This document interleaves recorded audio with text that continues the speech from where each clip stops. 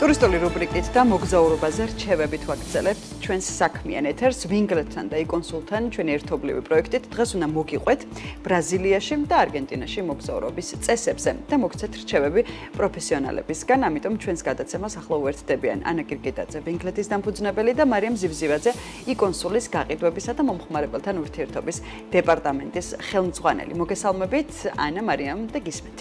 დილამშვიდობისა, მოგესალმებით სავიზო ცენტრი იკონსულისა და ტურისტული კომპანია ვინგლეთის სახელით. დღეს სამხრეთ და ცენტრალურ ამერიკაში გამოგზაურებთ. მოგიყვებით იმ ქვეყნების სავიზო პროცესებსა და სამოგზაურო რჩევების შესახებ, სადაც საქართველოს მოქალაქეები ხშირად მოგზაურობენ. სამხრეთ და ცენტრალურ ამერიკის ქვეყნებში, მათ შორის გვატემალა, ჰონდურასი და ელ-სალვადორი, ხშირად პოპულარული მიმართულებებია საქართველოს მოქალაქეებისთვის. უშუალოდ გვატემალაში მოგზაურობა უვიზოთ 86 ქვეყნის მოქალაქეს შეუძლია. 112 ქვეყნის მოქალაქისათვის კი ვიზა აუცილებელია. რაც შეეხება უშუალოდ გვატემალას სავიზო პროცესებს, საქართველოს მოქალაქეები, რომლებიც ფლობენ ამერიკის შეერთებული შტატების, შენგენის, კანადის ან მექსიკის მოქმედ მრავალჯერად ვიზას, მათ შორის თუნდაც გამოუყენებელს, თავისუფლებიან გვატემალას სავიზო პროცესისგან. სხვა შემთხვევაში განაცხადის წარდგენა ხდება თურქეთში, ანკარაში არსებულ გვატემალას საკონსულოში. პირველ ეტაპზე საჭიროა დოკუმენტების მომზადება. სავიზო განაცხადისთვის დაგჭირდებათ მოქმედი პასპორტი, რომელსაც ვადა მინიმუმ 6 თვე აქვს, ასევე დაგჭირდებათ მოქმედი პირადობის მოწმობა, ერთი ბიომეტრიული ფოტოსურათი, ზომებით 51-ზე დაბეჭდილი გადაღებული თეთრ ფონზე. ასევე მოამზადეთ სამოგზაურო დაზღვევა, ავიაბილეთისა და სასტუმროს ჯავშანი, ბოლო 6 თვის სახელფასო ამონაწერი, ხოლო თუ ანაბარზე გაქვთ თანხა, გააკეთეთ მისი ამონაწერი და დაურთეთ აღნიშნულ დოკუმენტებს. ამასთან ერთად დაგჭირდებათ ცნობა სამსახურიდან, სადაც მითითებული უნდა იყოს თქვენი პოზიცია, ყოველთვიური ხელფასი და სამუშაოს დაწყების თარიღი. თუ თქვენ მიემგზავრებით კონკრეტული მიზნით, როგორიც არის ოჯახის წევრების მონახულება, რაიმე კონფერენციაში მონაწილეობის მიღება და ასე შემდეგ, დაგჭირდებათ მოწვევის წერილის თანდართვაც. აღნიშნულ მოწვევაზე აუცილებლად უნდა იყოს მოწვევის ხელმომწერაც. ამასთანავე პირადობის მოწმობა და პასპორტი. აგრეთვე ნასამართლობის ცნობა, ყველა საბუთი უნდა იყოს ინგლისურ ენაზე, თუ რომელიმე საბუთი არ არის ინგლისურად, თარგმნეთ და დაამოწმეთ. რაც შეეხება სავიზო მოსაკრებელს, სავიზო მოსაკრებლის თანხა შეადგენს $40, რომელსაც იხდით ადგილზე ნაღდი ანგარიშწორებით. გთხოვთ გაითვალისწინოთ. გასაუბრების დროს უნდა წარადგინოთ თითოეული დოკუმენტის ორიგინალი ვერსია. დოკუმენტების გაგზავნა კურიერის საშუალებით შეუძლებელია, ხოლო დოკუმენტების გადახედვას დაახლოებით 2 კვირამდე სჭირდება. მარიამ, მოდი სხვა ქვეყნებზეც გადავიდეთ, მაგალითად ელ-სალვადორის და ჰონდურასის შესახებ რა შეგიძლია რომ გითხრა? ჰონდურასში მოგზაურობა 89 ქვეყნის მოქალაქეს უვიზოთ შეუძლია. 109 ქვეყნის მოქალაქეს ვიზის საჭიროება აქვს, მათ შორის გახლავთ საქართველოს მოქალაქეებიც. გვატემალასგან განსხვავებით ჰონდურასის საკონსულო გერმანიაში, ბერლინში მდებარეობს, სადაც საქართველოს მოქალაქე ფიზიკურად უნდა გამოცხადდეს. გასათვალისწინებელია ისიც, რომ დოკუმენტების პოსტით გაგზავნა არ ხდება.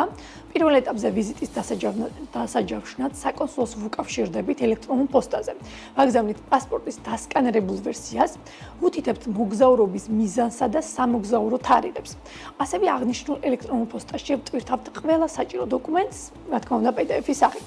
გაგზავნის შემდეგ საკონსულო გადაამოწმებს მიწოდებულ დოკუმენტებს, ყველა დოკუმენტის სისწორის შემთხვევაში საკონსულო ჩანიშნავს ვიზიტის თარიღს.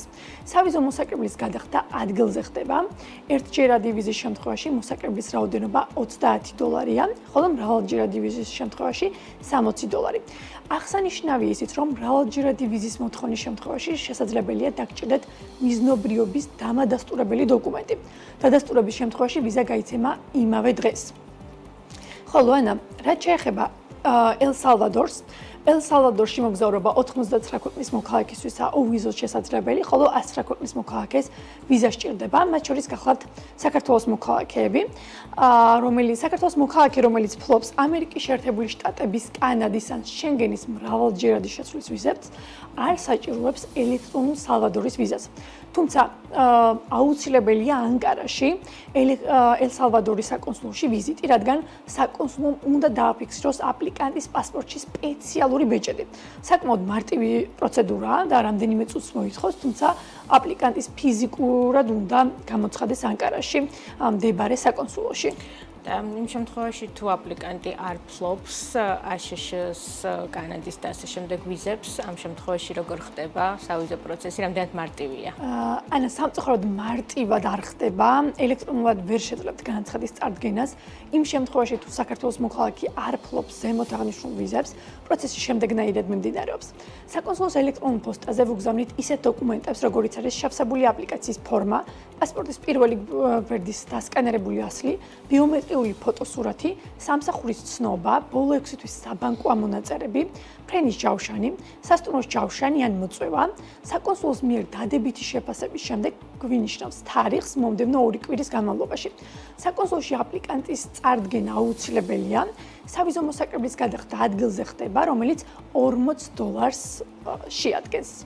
და მარიამ, თავით სამხრეთ ამერიკის სხვა ქვეყნებზეც რომ გვიანბო ორი სიტყვით, სადაც ვიზა გჭირდება, არ გჭირდება. კი ბატონო, საქართველოს მოქალაქეებისთვის ერთ-ერთი გამორჩეული მიმართულება სამხრეთ ამერიკაში გახლავთ ბრაზილია.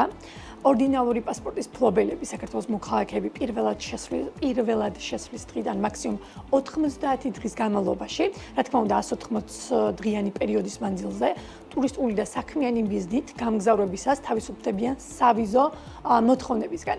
ანა, როგორც ვიცი, სამხრეთ ამერიკაში, ბრაზილია და არგენტინაზე უნდა ვისაუბროთ დღეს.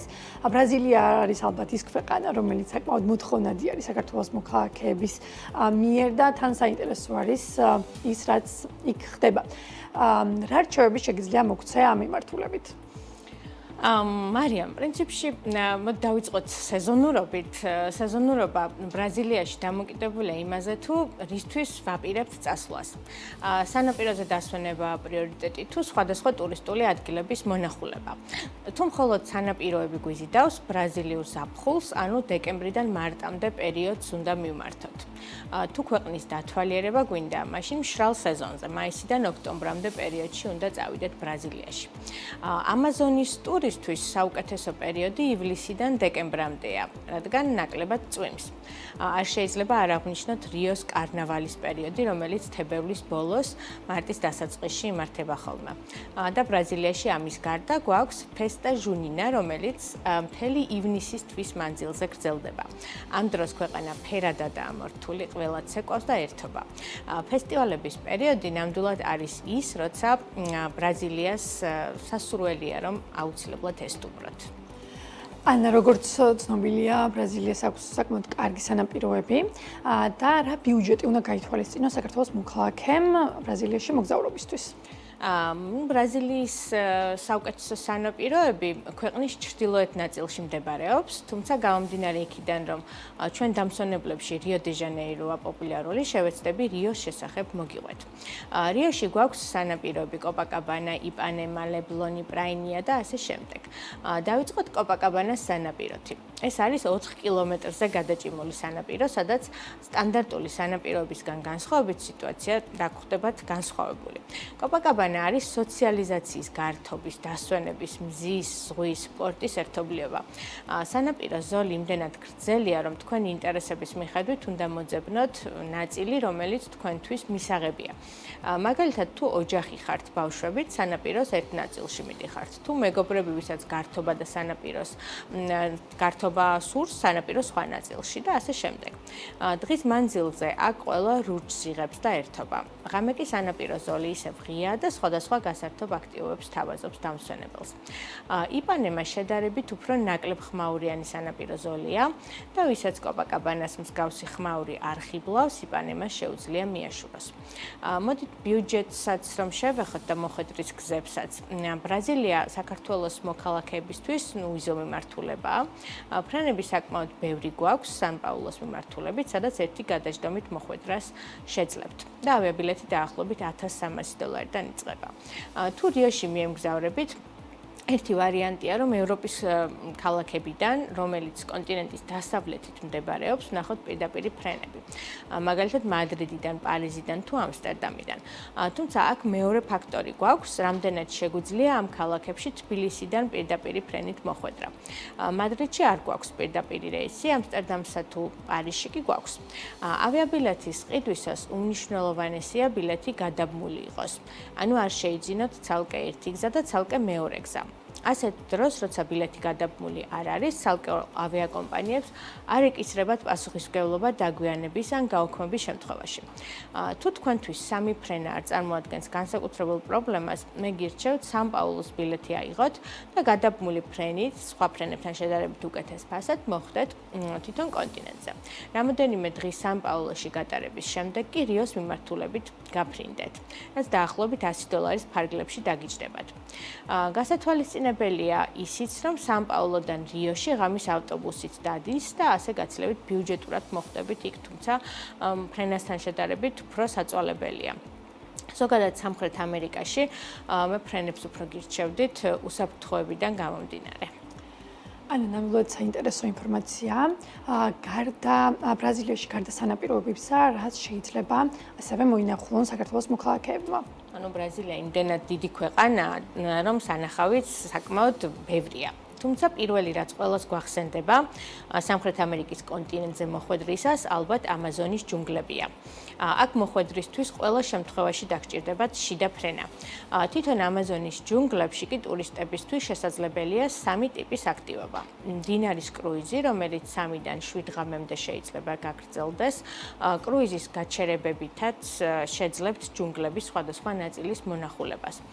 პირანიებზე თევზაობას და მოკლე ჯუნგლების ტრეკინგს, როცა ამ უნიკალურ ტყეში შედარებით ტურისტულ ადგილებში შეძლებთ გასეირნებას. აქ ადგილობრივი გამყოლი ყავთ და ადგილებიც ისეა შერჩეული, რომ საშიში არ იყოს. ალტერნატიული ვარიანტია უბრალოდ ჯუნგლებთან არსებულ პატარა სასტუმროებში, ცივილიზაციაში ცხოვრება, ან ეკოლოჯებში, ცხოვრება შიგნით ჯუნგლების ტერიტორიაზე. ამ ტიპის ტური შესაძლებელია მინიმუმ 2 ღამიდან დაიგეგმოს.